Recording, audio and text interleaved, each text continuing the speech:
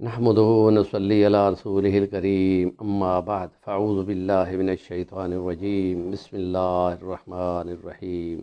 شهر رمضان الذي انزل فيه القرآن هدى للناس وبينات من الهدى والفرقان أياما معدودة فمن كان منكم مريضا أو على سفر فعدة من أيام أخر صدق اللہ العظیم۔ رمضان مبارک کے بالکل آخری دن جا رہا ہے اور یہ 30 روزے پورے کر کے عید المبارک ہوگی، اور وہ عید کی 2 رکعت نماز پڑھی جاتی ہے، جس میں گویا کہ خدا کی طرف سے اس بہت بڑی نعمت کے بدلے میں شکرانے کے طور پہ اللہ پاک کے گھر میں یا عیدگاہ میں 2 رکعت نماز پڑھی جاتی ہے۔ یہ سنت ہے، نبی پاک کا طریقہ ہے، اور اس میں کھلے میدان میں یا بڑی مسجد میں پہنچ کر نماز پڑھی جاتی ہے، اور اس میں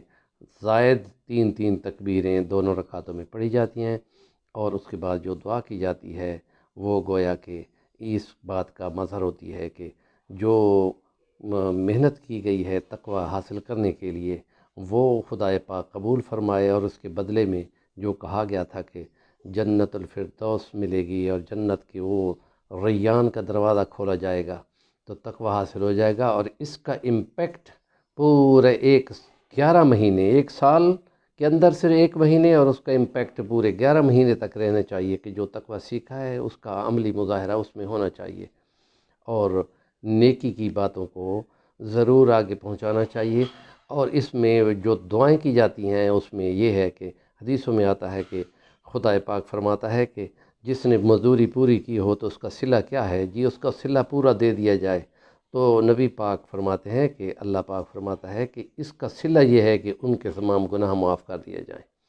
تو یہ تقوی حاصل کرنے کا ایک پیریڈ تھا، مہینے تھا، اور اس میں صحت کی تندرستی بھی ہوتی ہے، غریبوں سے ہم نوائی بھی ہوتی ہے، انفاق فی سبیل اللہ کے بڑے مظاہر ہوتے ہیں، زکوٰۃ کی ادائیگی کا پورا نظام اس میں چلتا ہے، نمازوں کی ادائیگی کا منظم سسٹم ہوتا ہے، اور آخری 10 دن میں وہ خاص لیلۃ القدر کی رات تلاش کرنے کے لیے لوگ اعتکاف میں بیٹھتے ہیں،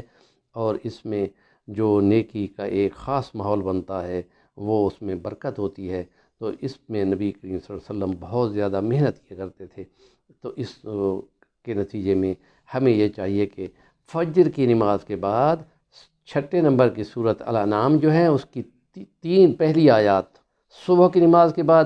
3 بار پڑھیں، اور دیگر عصر کی نماز کے بعد 3 بار پڑھیں،